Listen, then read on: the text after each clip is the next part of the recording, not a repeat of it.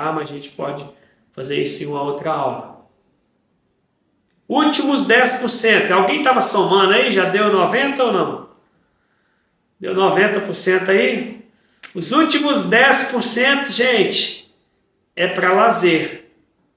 É para diversão mesmo, é para você sair com a família, é para você se sentir digno, porque o seu cérebro sempre vai fazer uma comparação do esforço e da recompensa. Se ele entender que o esforço está muito maior do que a recompensa, ele vai te sabotar, ele vai te trazer um sentimento de sobrecarga. É por isso que toda sexta-feira eu falo que é dia de agradecer e celebrar, para que a gente faça essa comparação. Então 10% para lazer, gente. Você precisa fazer isso. E eu sei que essa porcentagem, às vezes, ela é chata de se fazer, esse cálculo é chato, mas no início, realmente, você vai ter um pouquinho mais de trabalho. A partir do momento que você vai se organizando, você também vai começando a ganhar mais, você vai começando a ficar mais tranquilo, vai depender um pouco do seu perfil. Tem pessoas que conseguem investir mais, tem pessoas que não conseguem mais. Se você não consegue 20, por que não 10 pelo menos? Por que não investir alguma coisa para sair desse modo automático de ganha, gasta, ganha, gasta, ganha, gasta? Para sair disso aí. Quando você começa a fazer os seus investimentos, você começa a sentir prazer nisso. Tem pessoas que às vezes vão investir em alguma outra coisa, em patrimônios, em lote, terra. Não importa, gente. O objetivo é a gente conseguir criar a nossa renda passiva, diria assim, através dos nossos investimentos, de maneira que eles cresçam. Talvez você investir na sua casa própria e talvez descapitalizou, você está reformando ali, isso também é um investimento em um patrimônio sólido. Então você também não precisa se sentir mal porque você não está colocando nada no banco ou na corretora. Talvez você está investindo em patrimônio hoje. E isso é bom. O meu maior investimento, sem sombra de dúvida, foi minha casa. Foi aquele investimento assertivo no momento certo e com precisão. Eu comprei muito barato, logo depois as coisas subiram muito de preço. E eu sei que hoje a minha casa vale pelo menos o dobro daquilo que eu coloquei nela.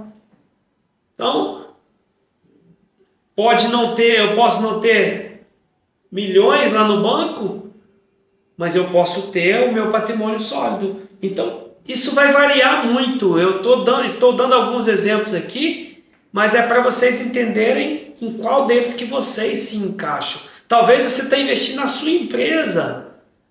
Talvez você está num momento de investir na empresa e aí você não consegue tirar ainda para o investimento, mas você reinveste todo mês. Às vezes você tem uma loja, você tem algo que você precisa investir e reinvestir. Isso também é crescimento, contando que você saiba que isso está acontecendo. Porque se você não tem organização, se você não tem planejamento, se você não tem essa realidade, todos para trás aqui, né? Estamos no O, do Pro, Coach Pro. E aí, se você não tem isso, você não está sabendo o que você está fazendo com o dinheiro que você está recebendo.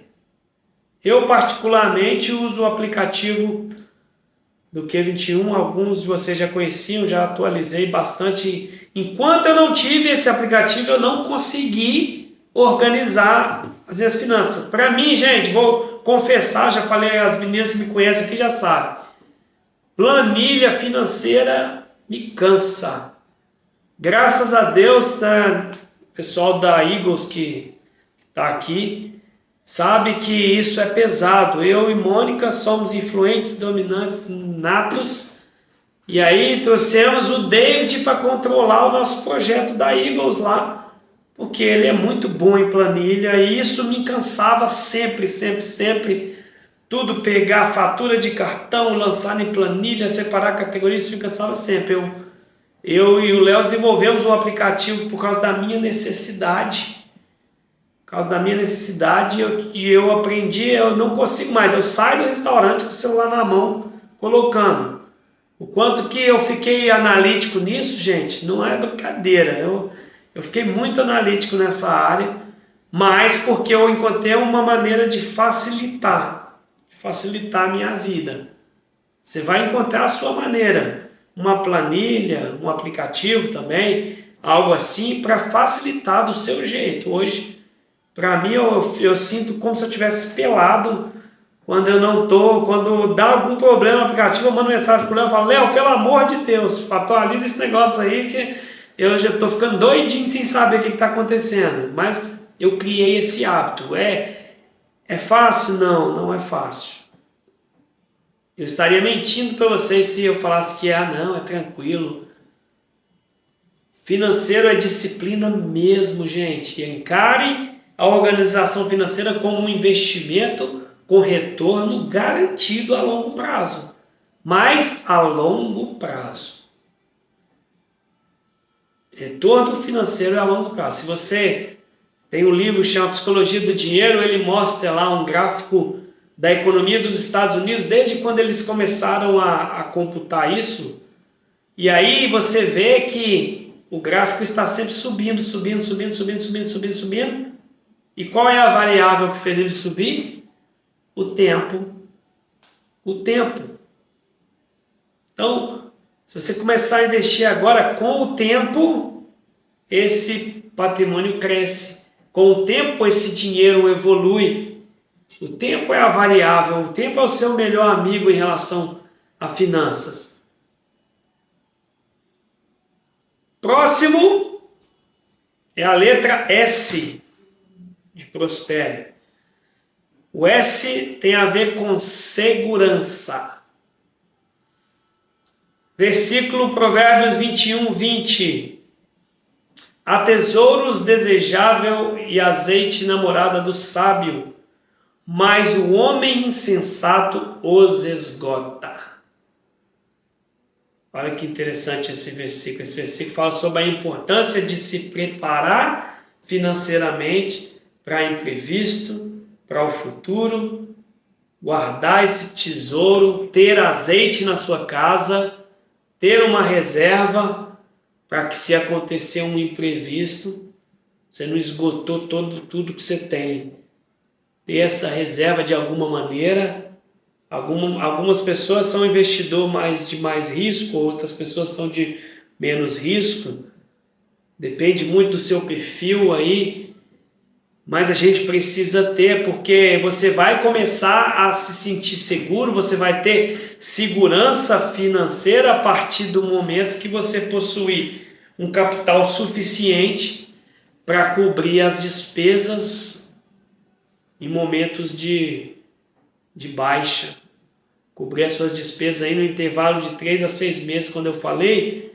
Quando você souber que você tem de onde tirar algo, você já vai se sentir seguro, você já vai ter essa segurança. Tem gente que pergunta, o que você está buscando nas finanças? Eu busco segurança financeira. Então, a sua segurança financeira, ela virá a partir do momento que você tem uma reserva, porque segurança no mundo de hoje, que o dinheiro quase não está valendo mais nada, que o salário mínimo que deveria ser 6.700 e alguma coisa, hoje ele é 1.000 e um pouquinho.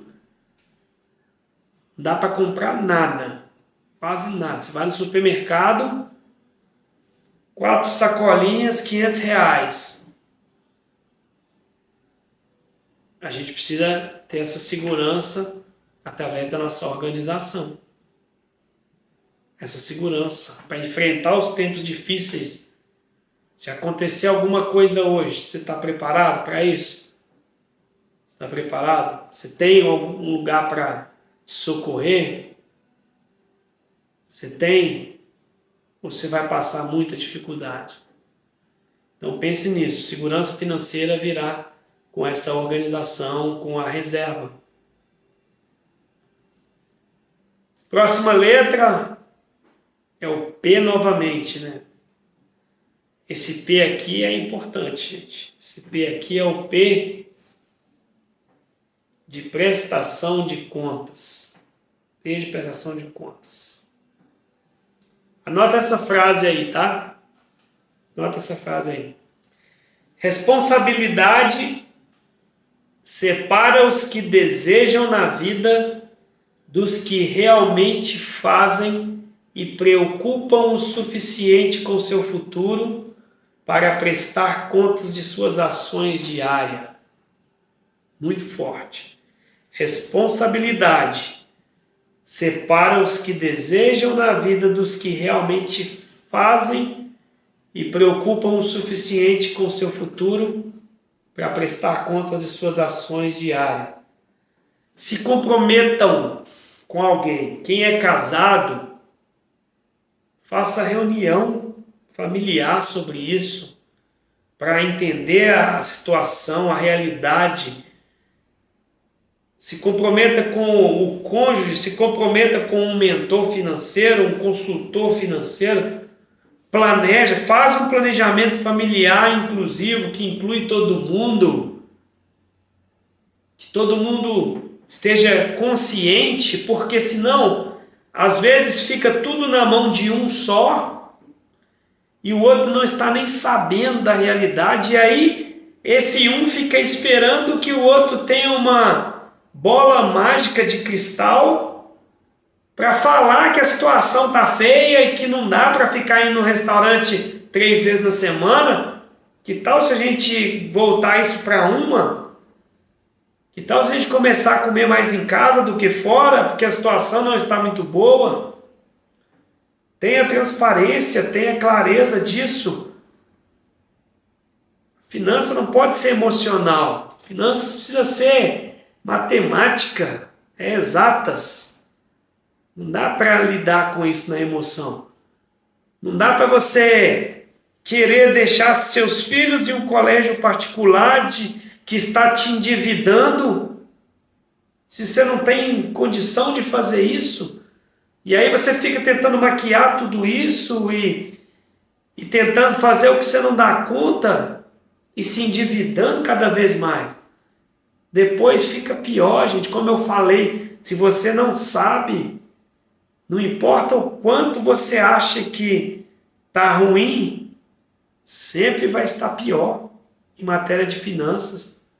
Sempre. Precisa ter uma visão de futuro. O que vocês querem a respeito disso? Precisa ter uma visão de financeiro pessoal, do financeiro da empresa. Precisa estar separado tudo isso. Pessoal que tem empresa aí, precisa separar essas contas e prestar contas, né, da empresa. Tá fazendo sentido, gente? Vamos lá. Depois do P a gente vem pro E, de prospere. Estamos no E agora. O E significa estratégia, tá? O E significa estratégia. Estratégia, você pode saber que nossa estratégia, ela vem do alto.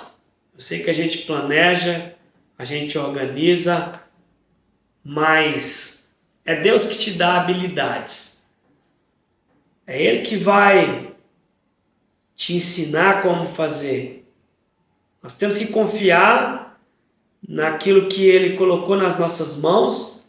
A gente organiza, a gente tem um orçamento, a gente tem uma reserva, a gente investe, mas primeiramente a gente precisa realmente confiar que Ele vai trazer. Só que Ele só vai confiar isso e você só vai ter resultado. O último P é o de prestação de contas, tá, Letícia? E na questão de estratégia, você vai precisar seguir princípios de prosperidade. Você vai precisar seguir. Existem princípios que, se a gente seguir, nós iremos dar certo. Se você seguir esse princípio de investir antes de gastar, com pouco tempo você vai ter um montante ali guardado, investido.